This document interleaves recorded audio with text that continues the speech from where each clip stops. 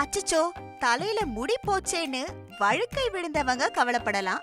ஆனா முடிக்காக ஆசைப்பட்டு கண்ணே போச்சேன்னு பல பேரை பதற வச்சிருக்கு பஞ்சாப்ல ஒரு சம்பவம். பஞ்சாப்ல சங்கோர்ங்கிற கிராமத்துல தான் வழுக்கை தல அங்கிள்களை குறி வச்சு வந்திருக்கு ஒரு கும்பல். தலைவாசல் விஜய் மாதிரி இருக்கிறவங்கள தலைவா விஜய் மாதிரி மாத்தி காட்டுறோங்கிற ரேஞ்சில நம்ம பிதாமகன் சூர்யா மாதிரியே பேசிருக்கு அந்த கும்பல். நல்ல ஃபேமஸான ஒரு கோவில் பக்கத்துல முகாம் ஒன்னையும் போட்டு முடி கொட்டுனவங்க யாரா இருந்தாலும் எங்க கிட்ட வந்து காசை கொடுங்க, நாங்க கொடுக்கிற மருந்த தலையில தேய்ச்சிக்கிட்டா 3 நாளைக்கு ஒரு தடவை ஹேர் கட் பண்ற அளவுக்கு முடி வளரும்னு அடிச்சு விட்டுருக்காங்க. ஆசை யார விட்டது? இந்த விளம்பரத்தை உண்மைன்னு நம்பி ஏராளமான மக்கள் அந்த முகாமுக்கு போய் அவங்க கொடுத்த எண்ணெய வாங்கி பயன்படுத்தியிருக்காங்க. இப்பதான் பிரச்சனையே ஆரம்பிச்சிருக்கு. அந்த எண்ணெய தலையில தேய்ச்ச பலருக்கும் கண்ணுல எரிச்சல் ஏற்பட்டு இருக்கு.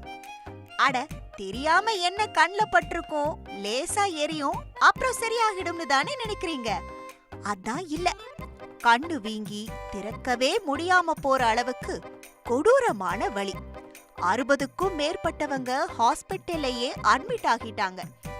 இந்த விஷயம் பூதாகரமா வெடிக்க காவல்துறையினர் இந்த முடி உதிர்வு முகாம் சம்பந்தமா 2 பேரை கைது பண்ணி விசாரிச்சுட்டு இருக்காங்க.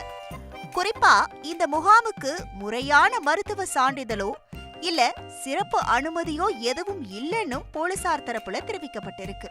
இது மாதிரியான சான்று அளிக்கப்படாத முகாமை தவிர்க்கணும்னும் எந்த ஒரு சிகிச்சையை எடுக்கிறதுக்கு முன்னாடி மருத்துவ நிபுணர்களோட முறையான ஆலோசனைகளை பெறணும்னு சுகாதாரத்துறையினர் தெரிவிச்சிருக்காங்க.